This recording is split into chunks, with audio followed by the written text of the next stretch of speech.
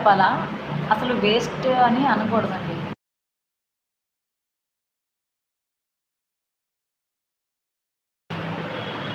Waste అని అనకూడదండి ఎవరిని కూడా. ఎందుకంటే దేవుడికి అది ఇచ్చింది. లైఫ్ని ఇచ్చింది ఎవరు? దేవుడు కదా.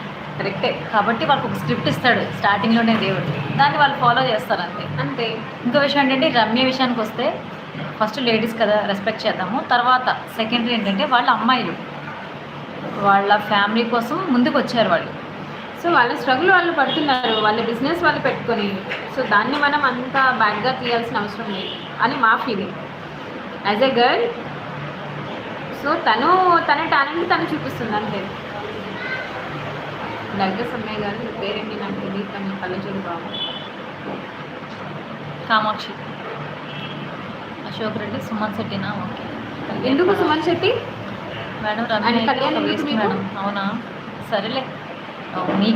మీరేం చూసారో నాకు తెలియదు కాబట్టి మేమేంటంటే ఒక అమ్మాయిని సపోర్ట్ చేయాలి అన్నట్టు, సపోర్ట్ కూడా కాదు, అమ్మాయిని ఎప్పుడు బ్యాడ్గా మాట్లాడొద్దు అనేది అంతే నావే. అంతే, వాళ్ళ కష్టాలు వాళ్ళకు ఉంటాయి.